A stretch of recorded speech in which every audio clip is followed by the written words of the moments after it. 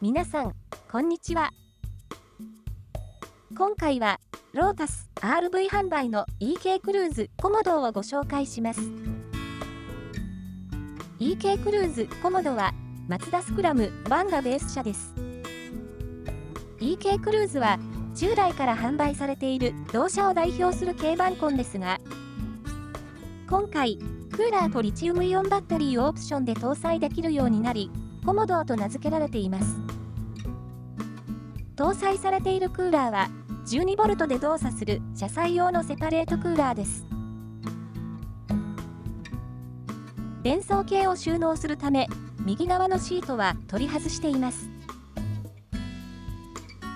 コモドでは、リチウムイオンバッテリーはここに収納されます。後部には、リチウムイオンバッテリー対応のチャージャーなどの電装系が収納されています。レイアウトは従来と変わらず、後部にキャビネットとテーブルが設置されています。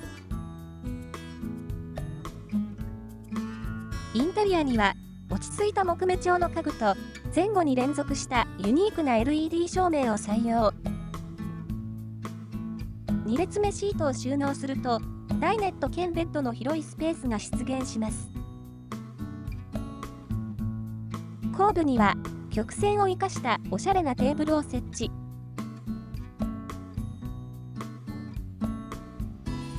中央のテーブルは取り外して、単独のテーブルとしても使えます。ベッドサイズは、長さ 1820mm、幅 1100mm。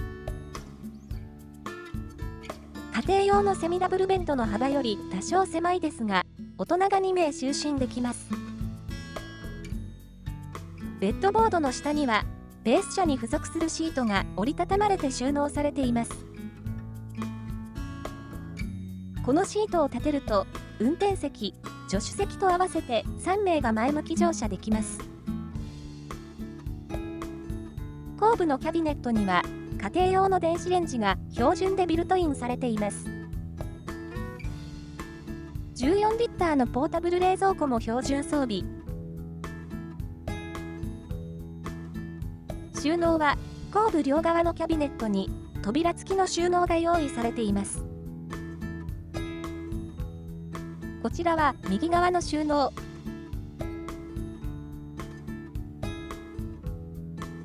電子レンジの両側にも小物収納があります。さらに、ベッドボードの下にも収納スペースが用意されています。両側上部には、前後に長い棚を設置。リアゲートを開けると、引き出し収納があります。上蓋を引き出すと、車外で使えるテーブルになります。DVD プレイヤー付き14インチフリップダウンモニターも標準装備。電装系のコントローラーは右側後部にあります。外部電源入力が標準装備されますが、充電機能はオプションとなっています。1500W 制限波インバーターが標準装備され、200W ソーラーシステムはオプションで設置できます。それでは、その他のクーラーとリチウムイオンバッテリーが搭載できる軽バンコンをピックアップしてみましょう。カーショップ37の N キャン T タイプ。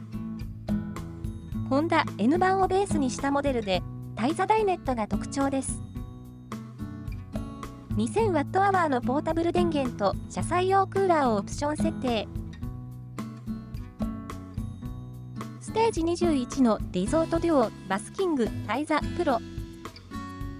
ダイハツアトレーがベース車で、これもタイザダイネットが可能です。車載用セパレートクーラーとリチウムイオンバッテリーが標準装備されます。インバーターやソーラーシステムも標準装備です。パパビルドのハボライトボックスベース。背もたれも用意されたこの字型のダイネットが特徴です。クーラーモデルでは 1000W のポータブル電源と車載用セパレートクーラーが標準装備されます。200W のソーラーシステムはオプションで設置できます。いかがでしたか？ EK クルーズコモドは冷蔵庫、電子レンジが装備でき、快適な車旅ができるモデルです。EK クルーズコモドの車両サイズは全長 3395mm、幅 1475mm、全高 1895mm です。